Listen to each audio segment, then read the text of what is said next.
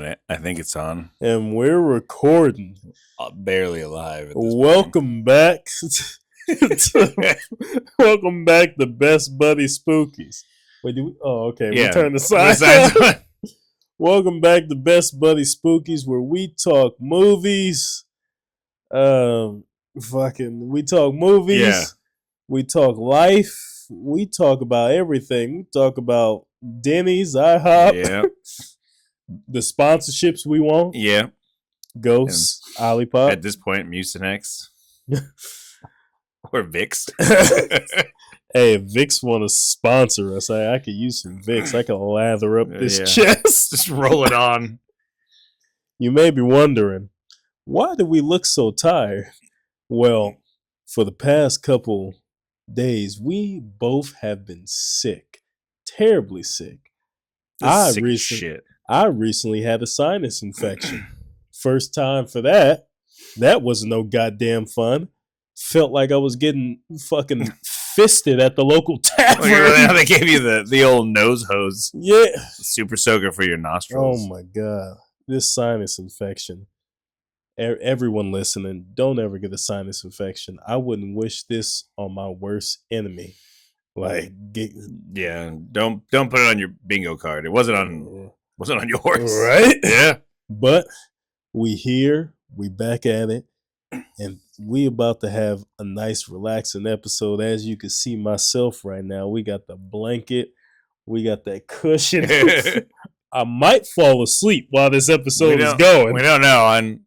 I'll do my best not to cough out what's left of my one lung. My one lung. You lost the other one. It's been atrocious. It's been coming back. I don't even know where it came from. Jesus. See? I'm dying right there. It's a good thing I got this ghost to keep me going. Ghost with NyQuil is where it's at. Ghost with NyQuil. That made my heart hurt. Give me a second.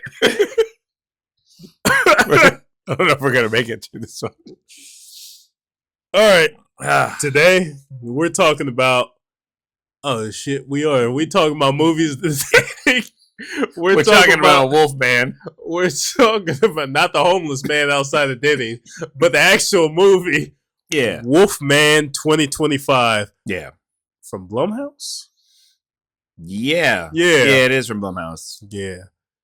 We're talking Wolfman. Directed by Lee Winnell, Christopher Abbott, Julia Garner, and Matilda Firth, I believe. And this was a modern take on the whole Wolfman tale. I didn't think I was gonna like it as much as I did. The way that they played out the whole like Wolfman transformation thing was very cool, very very different. It wasn't it was how do I say this? It was one of those movies where I thought it was gonna be bad. I was like, oh, we doing the whole modern Wolfman thing.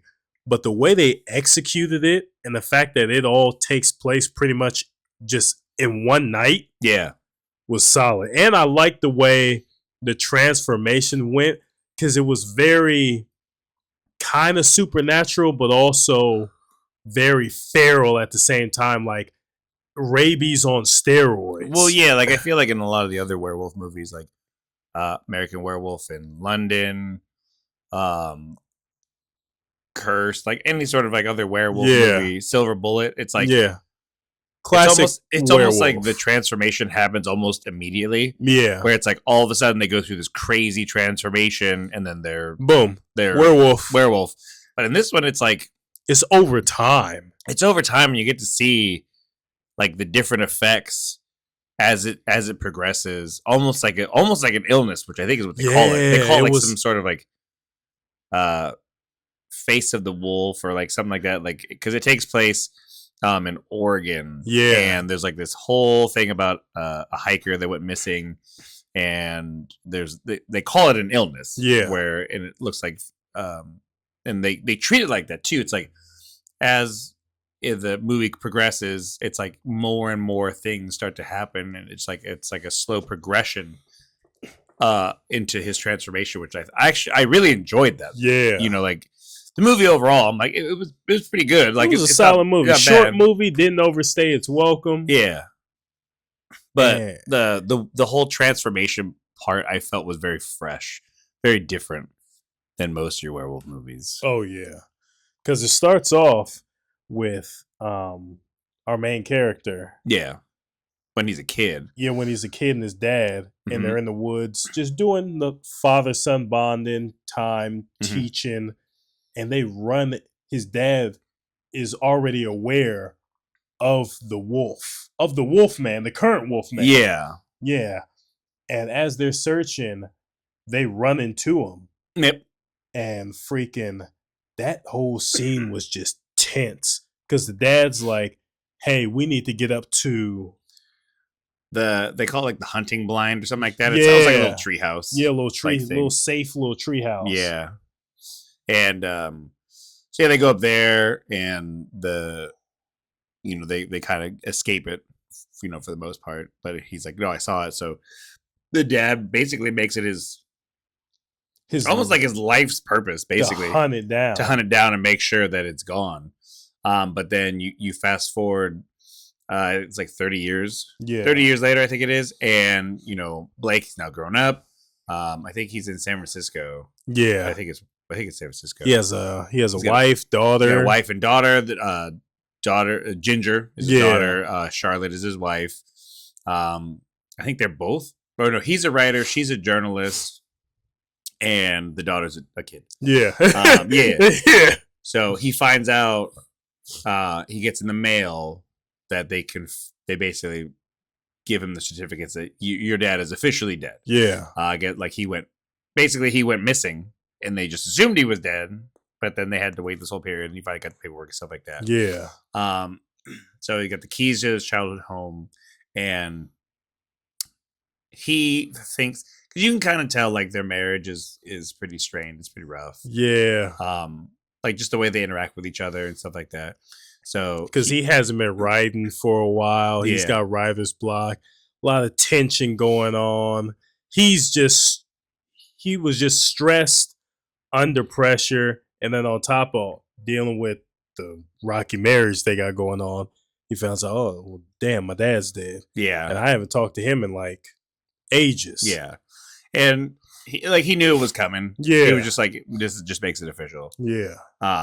So he wants to try to repair their marriage and, make sure things are good and stuff like that. And so he visits her at her work and was like, hey, I would like you all to come with me. Like, hey, we got to drive a truck up there. Got to pack up some stuff. But I think it'd be great if we all went together and it's some family time. Yeah, it's a family time.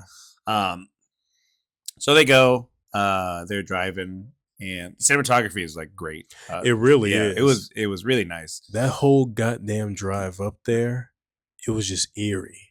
Yeah. He even says in the movie, just the forest is quiet. Yeah. It's just dead silent.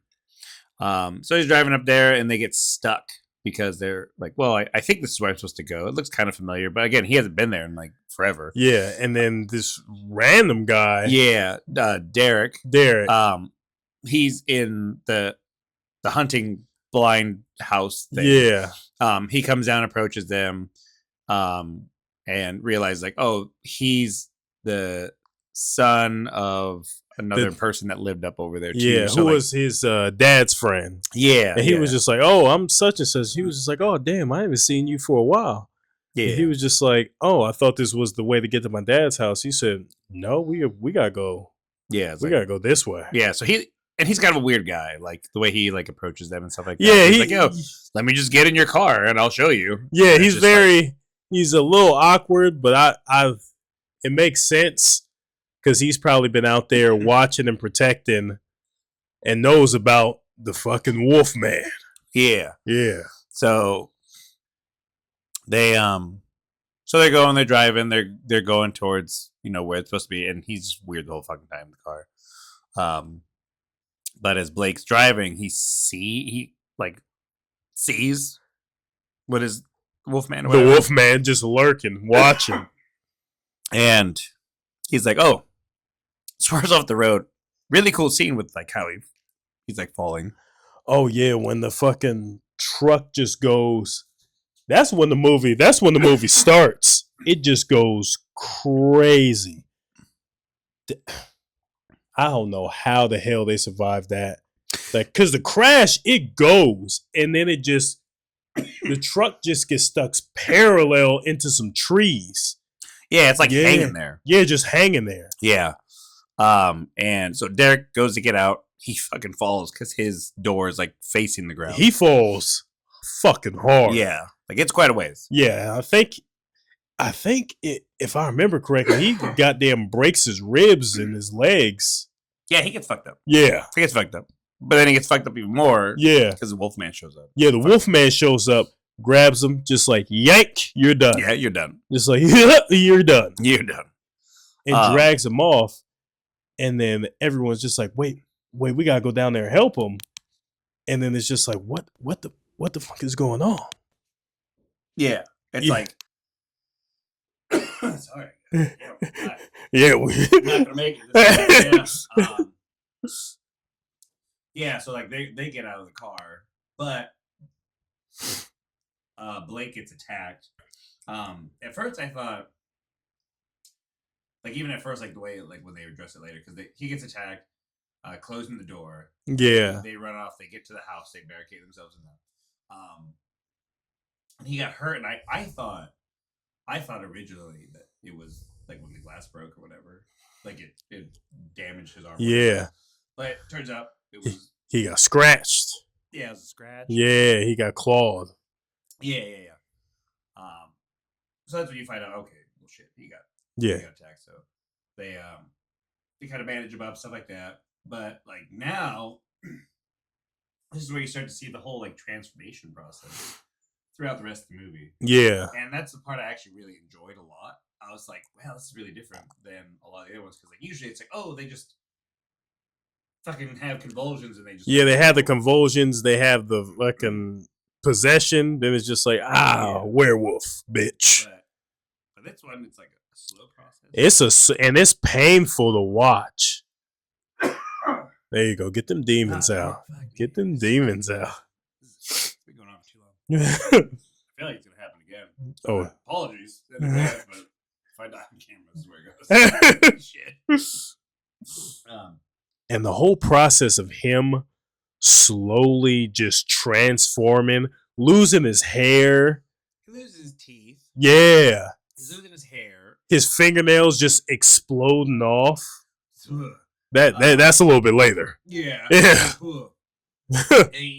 takes a bite out of like some jerky that they found. Yeah. And his fucking teeth just start coming out. Yeah. I mean, he's getting like sweaty, and he has like crazy noise sensitivity. Like he hears a spider walking around like every single leg as it's like going along the wall. It's like it's loud. It's like, oh shit. That was trippy. Yeah, I was like, what the fuck? I was like, dude, it's loud as shit. Like, that would be like enough to be like, nah, what? That would be enough to where I'm ripping my balls off with my bare hands. I'd never sleep again.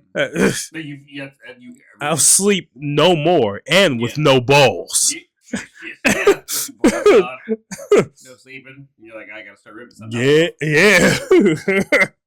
But then he hears more noise, and he's like listening to a door, and the monster attacks him again. Yeah. Like a pet door. Yeah. Charlotte saves him basically with a hammer. But then it's like more things start to happen. So like he loses like his like motor functions. Like he starts just like standing there like peeing. He's like standing there just pissing himself. He can't speak, but he also can't understand. Like they do this really cool transition back and forth where Charlotte's talking to him. Yeah. And he's like kind of staring at her. And then like the camera just kind of rotates, and like the vision that the visuals they did is really trippy. Yeah, it's like green and blue, and her eyes are glowing, and there's like all sorts of weird shit going on. And it's like a goddamn acid trip. But he's speaking, and he's like, I what's going on? I can't understand you. And he's speaking, and it sounds clear to him, but what she's saying doesn't sound like shit to him. Yeah. But then it switches back over, and it's like almost the same thing, you know. But then it's like he continues to like grow fangs and claws. I lose more teeth. His fucking nails. Yeah, when his nails start popping off, and then the Wolfman nails just start coming through. That's one thing in horror movies that actually gets me a little bit. Is like the fingernails. Yeah, man. Oh man, I can't do that. I can handle like nothing really like makes me go ugh, but the damn fingernails. Just fingernails just coming clean off. Yeah. First movie I witnessed that was Stir Echoes with Kevin Bacon. There's a scene where someone's pushing and their nail pops off, and I remember I was in the living room of my parents' house watching on the couch, laying down, mind you. And that happened. I flopped off like a salmon. It's just uncomfortable. It's and then the Wolfman, when his whole shit just came off, and then his real nails start coming through, I'm just like, that had to be goddamn painful. Yeah, like nothing about that was pleasant. And then there's that part where they look at his infected arm where he got hurt. Yeah, and it's just like all open wound and like bloody and exposed. Yeah. He starts fucking gnawing on it. Right? He just starts gnawing on his own arm. It's like, dude, you found jerky downstairs. You can go eat that. No, I gotta eat my own arm. And then the movie takes a turn because he starts, as we know, he starts transforming. Yeah. But then you find out, fucking, there's another Wolfman. Yeah. So he's, so they're like, okay, we gotta get him out of here. So yeah. Charlotte finds this like rundown truck. They get it to start, and they're like, okay, we're gonna get him out. We're gonna get him to the hospital, all that stuff.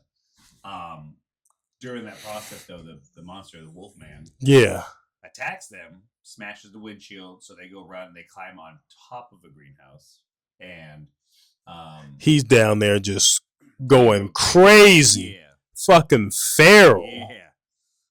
But Blake tells Charlotte and Ginger, the daughter. Yeah. Oh, blacked out.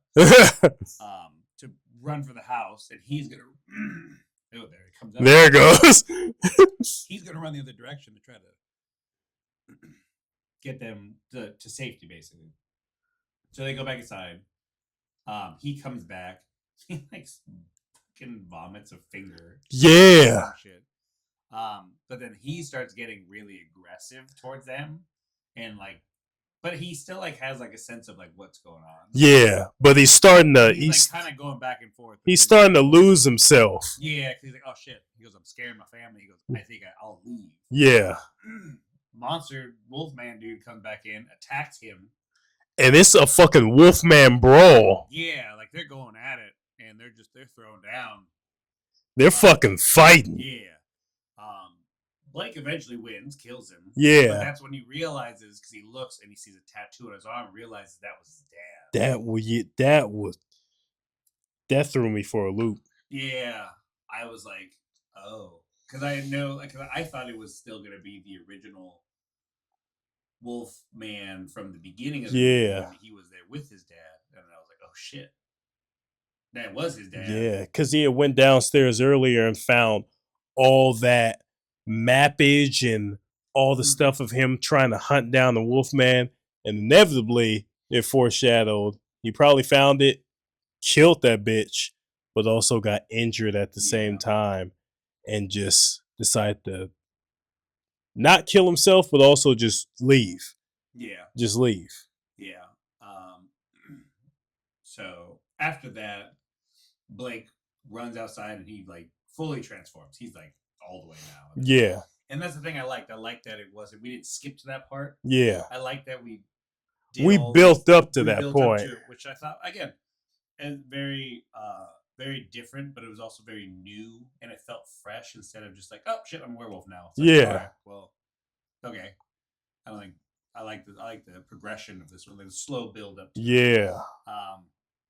But then Blake's going in after his family. They're in the dark. He's got that crazy night vision again, like that whole like the visuals that they did with that. Again, really cool. Like, how he sees the world now as the fucking Wolfman. The Wolfman. And so he gets caught in a bear trap because Charlotte left that down. fucking knocks his own foot off. He's fucking feral. Yeah, he's just gnawing after him. And then it's just like bones sticking out. He's still chasing her. Yeah, he's like, I'm still coming. Yeah. But then they escape to the hunting blind street fort thing. And then that's when Blake catches up to them, and throughout the movie, it's multiple times. The daughter Ginger does this thing like, oh, or he would be like, hey, what am I thinking right now? She would put his hand on her hand on his head. Yeah. Would say something. He'd be like, oh, of course, like you just word for word, like a cute little thing that they did. And at the end here, Ginger's looking and is like, sees him like he's in pain. He's just like he's lost it. And they have a rifle. They have the rifle from the truck from the beginning. Yeah. Got killed. And Ginger's like he wants it to be done. Like he just wants to be done with it. Yeah. And Charles pointed the gun, and then it's almost like she wasn't gonna do it, and then he makes like a lunge for them, so she pops him. And then he dies. Yeah. And then the end of the movie, they're just walking off. Yeah, they're just walking off into the which is a crazy ass traumatizing night. Because it was just one night. There were no transitions to different days. It was just all one hellish goddamn gingerbread fucking house craziness. Yeah, that's night. Family bonding vacation, I think. That little girl is traumatized. Yeah, also because not just because of everything that fucking took place, but the fact that she was like really close to the dad. Yeah, instead of the mom. They were so much closer, but compared to the relationship between the mom and the daughter, because the mom was like a workaholic, it was like always working. And yeah. Like that. So because he wasn't working, they had a crazy good bond. And they even kind of shows a little bit too when they run back in the house from the greenhouse, and the daughter's freaking out. Like, you left him out there. He's gonna die. Yeah. She's like, no. He told us to go in here so that he could lead the wolfman away, or the creature, or whatever. Yeah. So that we would be safe, But it's just like it kind of plays into that too. So I feel so bad for him too, because he just he didn't deserve this. Yeah, I mean, like he was just. I feel like he was just a bystander at this point, because he just went back, got turned into a fucking wolf, tried to kill his family. Then he was just like, damn, all right. And he killed his dad. And he killed his dad, and he had to die. Like, damn, I understand the marriage was rough and he was going through the writer's block, but damn, he didn't deserve all that. That was kind of rough. It's like they were. It's like they weren't even like they were just minding their own business. So like, my dad's died officially now. We just got to pack up his stuff. Yeah. We're gonna leave. But let's take a trip to rekindle, have fun family bonding time, and look what happened. Maybe like the fact that it wasn't a good childhood for him should have been a sign like, hey, maybe we just leave it there, just let it burn. That is true. If he hadn't went fucking back, all this could have been avoided. Yeah, I mean, it was all because of that view, where like when he was a kid, there was this crazy view of like the land through the mountains, and like that. And it was a beautiful view, for sure. But then he was like, man, he goes, that view, he goes, you just get a sense that everything's gonna be okay. And he goes, I think we should go do that as a family and witness this thing like that. Spoiler alert: everything was not fucking okay. Yeah, he did not get to see that again. Yeah. But I think they see it at the end. I think that as they're walking. Yeah, probably. And they're like, well, he lied because you don't mean shit. He's fucking dead. She's like, I watched my husband piss himself and transform. I saw all his goddamn nails fall off. Yeah. Saw him spit his teeth out. That's a horrifying fucking sight. I know. You're just sitting there with your loved one, and they're just like, oh, They're just spitting out teeth. Yeah. Like fucking Jolly Ranchers. I like it's like, oh, I guess I hit my face on the steering wheel. I feel like you would have remembered that one. But that's pretty much Wolfman in the nutshell. Not a long movie. Didn't overstay its welcome. Very point A, point B. This is what happening. Yeah. But it was a solid movie. Solid movie. Definitely worth the watch. If you a fan of werewolves, I'm a fan of werewolves. Yeah. All types of werewolves. I love it. With the blanket on. Yeah. Like I'm a fan of them wolves. Yeah. They're pretty good. Yeah, I'd say it was a good watch. I enjoyed it more the second time through. The first time I watched it, I felt like it was okay. Yeah. It was okay. Yeah. I still kind of feel that way. I still feel like it's an okay movie. Like it's nothing amazing. Yeah, it's there. It did a lot of cool stuff, and I think it's worth a watch, especially if you're into werewolf creatures and stuff like that. Creature features.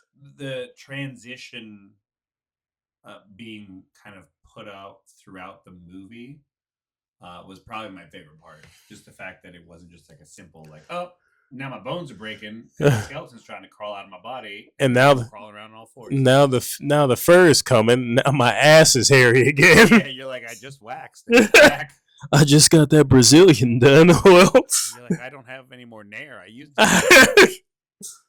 Yeah, but fucking, I like how it was a illness, kind of in a sense. The way I can't remember how they said it because they explained it.